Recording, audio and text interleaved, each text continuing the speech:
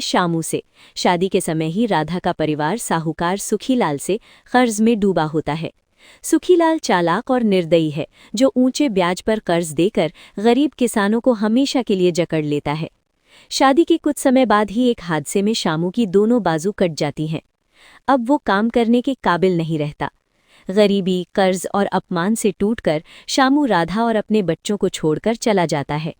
यहीं से राधा का असली संघर्ष शुरू होता है। माँ राधा की जंग। अब राधा अकेली रह जाती है अपने 3 बच्चों के साथ। वो खेतों में काम करती है, मजदूरी करती है, भूखी रहती है, लेकिन बच्चों को भूखा नहीं रहने देती। कभी बारिश फसल बर्बाद कर देती है, कभी साहूकार उसका अपमान करता है, कभी समाज सवाल उठाता है, लेकिन राधा कभी हार नहीं मानती। उसके 2 बेटे होते हैं, रामू सीधा, ईमानदार और माँ की तरह सच्चा, बीरजू गुस्सैल, विद्रोही और अन्याय के खिलाफ खड़ा होने वाला। बीरजू का विद्रोह। गांव का साहूकार सुखीलाल राधा की मजबूरी का फायदा उठाने की कोशिश करता है। वो राधा की इज्जत पर नजर डालता है। राधा उसे सबके सामने थप्पड़ मारती है। ये सीन आज भी भारतीय सिनेमा का सबसे ताकतवर सीन माना जाता है। लेकिन इस अपमान से सुखीलाल और भी ज्यादा निर्दयी हो जाता है। बीरजू ये सब देखता है और उसके अंदर आग भर जाती है। बीरजू धीरे धीरे अपराध की दुनिया में चला जाता है। वो डाकू बन जाता है। गांव में डर का माहौल बन जाता है। माँ बनाम बेटा, सबसे दर्दनाक मोड़। कहानी का सबसे दिल दहला देने वाला हिस्सा तब आता है जब बीरजू साहूकार की बेटी का अपहरण कर लेता है। यहाँ राधा के सामने सबसे बड़ा धर्म संकट आता है। एक तरफ उसका बेटा, दूसरी तरफ समाज, इज्जत और नैतिकता। राधा समझ जाती है कि अगर वो बीरजू को नहीं रोकेगी तो पूरा गांव तबाह हो जाएगा, और फिर वो कर देती है जो कोई माँ सोच भी नहीं सकती। राधा अपने ही बेटे बीरजू को गोली मार देती है। ये सीन भारतीय सिनेमा का सबसे भावुक और शक्तिशाली सीन है।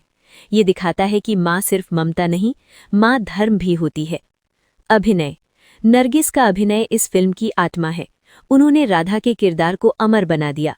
ये रोल इतना प्रभावशाली था कि बाद में उन्हें पद्मश्री से सम्मानित किया गया।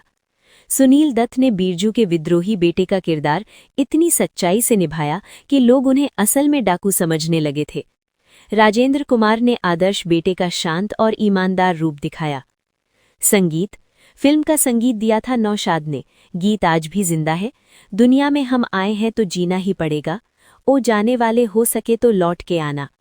हर गाना कहानी को आगे बढ़ाता है, सिर्फ मनोरंजन नहीं करता। निर्देशन और संदेश। महबूब खान का निर्देशन बहुत ही मजबूत और भावनात्मक है। फिल्म बताती है, माँ सिर्फ जन्म देने वाली नहीं, संस्कार देने वाली होती है। औरत कमजोर नहीं, सबसे बड़ी ताकत होती है। भारत की मिट्टी, किसान और माँ तीनों एक ही आत्मा है। निष्कर्ष, फाइनल वर्डिक्ट। मदर इंडिया सिर्फ एक फिल्म नहीं है, ये एक संस्कार, एक सीख और एक इतिहास है। अगर आपने ये फिल्म नहीं देखी है तो आपने भारतीय सिनेमा की आत्मा नहीं देखी, और अगर देखी है तो हर बार ये फिल्म आपको नया दर्द, नई ताकत और नई सीख देती है। रेटिंग 5/5। भारतीय सिनेमा की सबसे महान फिल्मों में से एक। Mother India 1957।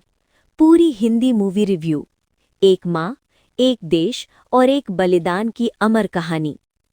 मदर इंडिया भारतीय सिनेमा की सिर्फ एक फिल्म नहीं है, बल्कि ये भारत की आत्मा, भारतीय नारी की ताकत और माँ के त्याग की अमर मिसाल है। साल 1957 में रिलीज हुई इस फिल्म का निर्देशन महबूब खान ने किया था। मुख्य भूमिकाओं में हैं नरगिस, सुनील दत्त, राजेंद्र कुमार और KN सिंह। ये फिल्म उस दौर में आई जब भारत आज़ाद तो हो चुका था, लेकिन संघर्ष अभी खत्म नहीं हुआ था, और मदर इंडिया उसी संघर्ष को एक माँ के जीवन के जरिए दिखाती है। कहानी। लंबी और पूरी कहानी विस्तार से।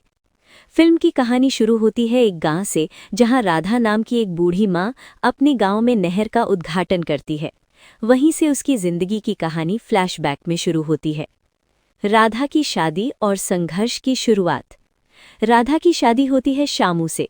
शादी के समय ही राधा का परिवार साहूकार सुखीलाल से कर्ज में डूबा होता है। सुखीलाल चालाक और निर्दयी है, जो ऊंचे ब्याज पर कर्ज देकर गरीब किसानों को हमेशा के लिए जकड़ लेता है। शादी के कुछ समय बाद ही एक हादसे में शामू की दोनों बाजू कट जाती हैं। अब वो काम करने के काबिल नहीं रहता।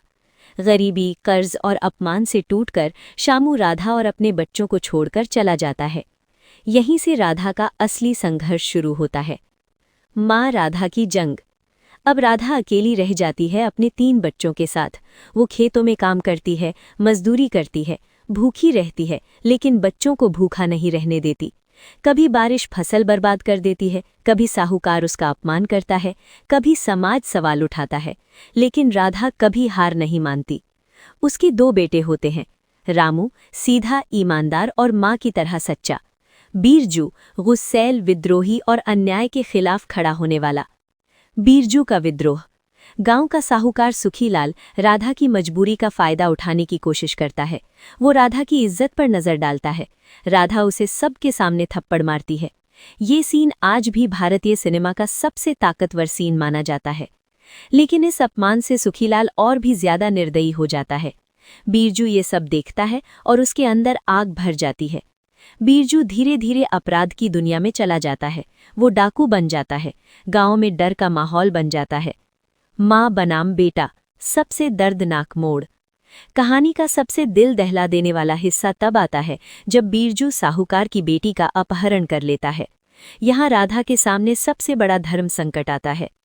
एक तरफ उसका बेटा, दूसरी तरफ समाज, इज्जत और नैतिकता।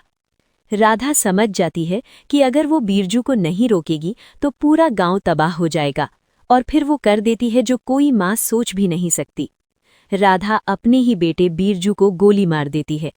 ये सीन भारतीय सिनेमा का सबसे भावुक और शक्तिशाली सीन है। ये दिखाता है कि माँ सिर्फ ममता नहीं, माँ धर्म भी होती है। अभिनय। नरगिस का अभिनय इस फिल्म की आत्मा है। उन्होंने राधा के किरदार को अमर बना दिया। ये रोल इतना प्रभावशाली था कि बाद में उन्हें पद्मश्री से सम्मानित किया गया। सुनील दत्त ने बीरजू के विद्रोही बेटे का किरदार इतनी सच्चाई से निभाया कि लोग उन्हें असल में डाकू समझने लगे थे। राजेंद्र कुमार ने आदर्श बेटे का शांत और ईमानदार रूप दिखाया। संगीत। फिल्म का संगीत दिया था नौशाद ने। गीत आज भी जिंदा है। दुनिया में हम आए हैं तो जीना ही पड़ेगा, ओ जाने वाले हो सके तो लौट के आना।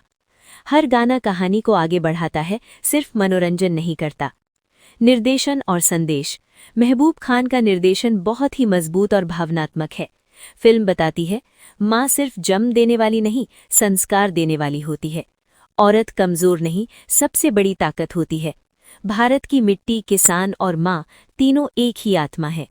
निष्कर्ष, फाइनल वर्डिक्ट।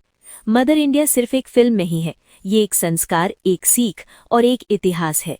अगर आपने ये फिल्म नहीं देखी है तो आपने भारतीय सिनेमा की आत्मा नहीं देखी, और अगर देखी है तो हर बार ये फिल्म आपको नया दर्द, नई ताकत और नई सीख देती है। रेटिंग 5/5। भारतीय सिनेमा की सबसे महान फिल्मों में से एक।